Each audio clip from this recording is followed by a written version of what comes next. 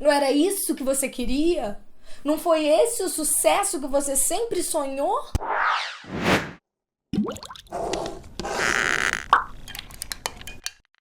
Olá pessoas, sejam muito bem-vindas ao Mundo Gordelice. Mais uma vez eu fui vítima da minha própria transparência, da minha própria espontaneidade. Mas cadê que eu consigo ser diferente? Na terça passada aconteceu aqui no Rio de Janeiro o Prêmio de Humor, uma iniciativa muito bacana do Fábio Porchat para dar moral para os profissionais da comédia. Afinal de contas, nos grandes prêmios de artes cênicas, nós, palhacinhos, nunca somos páreo para os amarelos mangas da vida. E aí eu fui dar entrevista para alguns jornalistas e, entre muitas outras coisas, me perguntaram se ainda me chamam de Marcelina e o que eu acho disso e etc, etc, etc. Imagina, gente, prêmio de humor. Você responde a entrevista como? Com humor. Eu respondi a verdade, porque eu só trabalho com ela, mas com aquela minha dose de ironia, aquele meu jeitinho azedinho doce que vocês que me acompanham conhecem muito bem, porque eu tô sempre fazendo a sincerona em todas as minhas redes. Acontece que eu já expliquei mais de uma vez aqui no canal como é que funciona a lógica da imprensa. Primeiro que a palavra escrita, ela é completamente diferente da palavra falada, né? Escrita, a palavra não tem o tom de quem falou. A palavra ganha o tom, ganha o peso que o leitor quer dar pra ela. E segundo que a imprensa vive de clique, né, amores? Então não adianta. Salvo raras exceções, vão quase sempre pegar uma frase bem forte, uma frase bem de efeito e soltar na manchete. Assim mesmo, bem solta, bem fora de contexto, que é pra parecer a maior atrocidade do mundo e fazer você clicar na notícia. E como na internet nada se perde, nada se cria, tudo se copia, e como outros sites precisavam dar a mesma matéria, mas parecendo que era uma novidade, parecendo que era algo imperdível, aí as distorções só pioraram. Graças a Deus que eu tenho provas de que eu já tinha dito essas mesmas coisas e que o tom não foi exatamente de vilania. Pronto, Marcelina, tá de banho tomado, vambora! Tem situações na vida em que é um pouco complicado, porque eu tô lá só levando minha vidinha normal, fazendo uma compra no mercado, aí chega uma pessoa e grita, Marcelina imensa! Aí eu tenho um pouco de vontade de matar, porque aí eu fico constrangida, obviamente. Infelizmente, a maioria das pessoas que tá me apedrejando por essas manchetes não vai ter acesso a esse conteúdo, mas ele está aqui. Caso você seja um espírito mais evoluído e tenha curiosidade de conferir na íntegra este material e só então fazer o seu julgamento. Eu estaria mentindo pra vocês se eu dissesse que essas pedradas não me afetam. A verdade é que a fama tem um lado bem ruim que ninguém conta pra gente e descobrir isso sentindo na própria pele é bem doloroso. É bem desesperador perceber que você não tem mais como controlar o que as pessoas falam e o que as pessoas pensam sobre você. Eu passei alguns meses entre o final do ano passado e o início desse ano bem mexida com as mudanças que aconteceram na minha vida, principalmente depois do combo Novela das 9 e Dança dos Famosos. E eu comecei a entender muita coisa dos bastidores da fama. Existe um lado muito cruel de as pessoas cobrarem a gente pelo nosso sucesso. É como se a gente não tivesse mérito nenhum.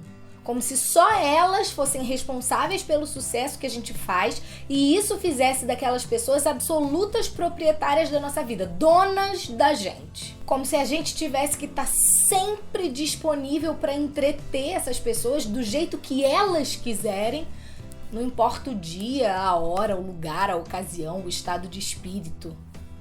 E ninguém é capaz de dar conta de uma expectativa desse tamanho. Eu comecei a pirar.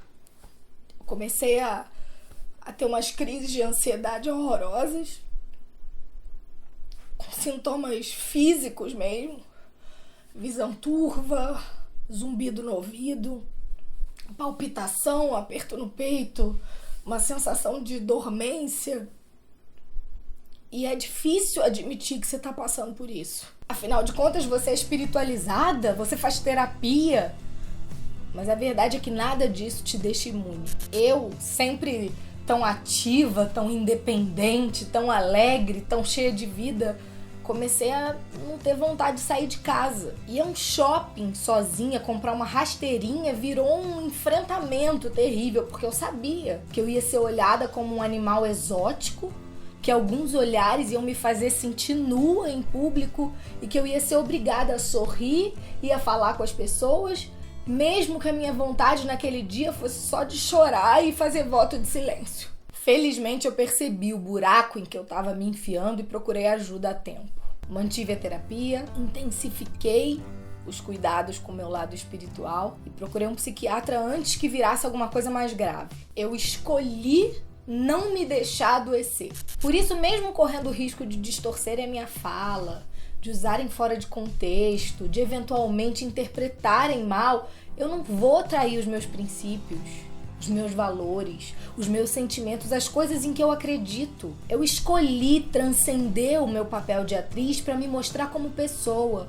Eu escolhi expor as minhas fragilidades para fazer as pessoas pensarem, para tentar fazer alguma diferença de fato no mundo. E uma das coisas que eu procuro mostrar é que um artista, antes de ser uma celebridade, antes de ser uma figura pública, é um ser humano. E que, como qualquer ser humano, ele tem defeitos. Ele tem dias ruins, ele tem reações a determinados comportamentos que nem sempre são as reações que ele gostaria de ter, se ele tivesse como racionalizar todas elas. Eu já falei sobre isso algumas vezes, não aqui no canal, mas no Face, enfim. Tem gente que é escrota mesmo, a gente sabe. Mas se uma figura pública que tem fama de ser uma pessoa legal, que tem fama de ser uma pessoa do bem, não for tão legal com você quanto você gostaria ou quanto você imaginava que ela seria, repense o contexto. As pessoas cobram como se, se não quer tirar foto, não pode ser atriz, esse é o seu trabalho. Não, esse não é o meu trabalho. E não pensem que foi fácil me dar conta disso, porque é foda. Você se sente culpado. As pessoas fazem você se sentir culpado se você não for um ursinho gummy, saltitante, feliz e disposto a atender as pessoas, até as super mal educadas, a qualquer hora do dia, da noite, em qualquer lugar. No restaurante, com o garfo na boca, na fila do banco, atrasada para pegar um voo, no hospital, depois que a sua avó acabou de morrer. Mas você se sente culpado. Afinal, não era isso que você queria?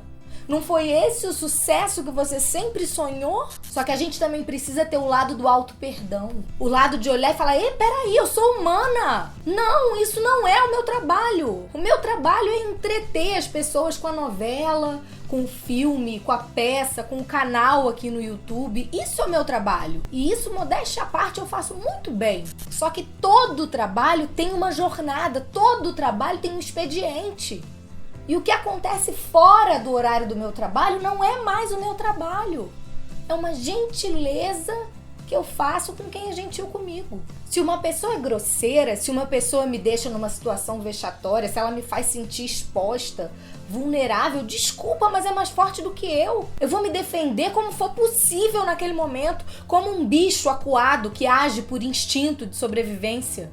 Essa cobrança de que as figuras públicas estejam sempre disponíveis, sempre sorridentes, sempre doces, não importa o que aconteça, tá fazendo um monte de gente ficar doente, depressiva, tá fazendo um monte de gente virar personagem de si mesmo, cair na própria cova que tá cavando na ilusão de que vai agradar todo mundo, tá fazendo um monte de gente se matar. E eu, definitivamente, não quero e não vou fazer parte dessa estatística. No fim das contas, o aprendizado que fica disso tudo é um só e vale para super famosos, para parcialmente famosos como eu e também para os anônimos. Não importa quão bom você seja, não importa quão bom você esteja tentando ser, sempre vai ter alguém dizendo que você não é bom o suficiente. Por isso é que eu acho que a gente tem que agir de acordo com os nossos valores mesmo, de acordo com a nossa consciência, com a nossa coerência, porque aí o mundo pode desabar ao nosso redor. Mas a gente vai conseguir botar a cabecinha no travesseiro e dormir tranquila, sabendo que se a gente morrer amanhã, pelo menos a gente tentou deixar o nosso melhor aqui. É isso. Obrigada por me ouvirem. Isso estava entalado há muito tempo. Um beijo e até a próxima. Teve um vídeo que me ajudou muito a entender e aceitar que tudo bem não ser unanimidade. Jujut, sempre ela. Vou botar o link aqui na descrição.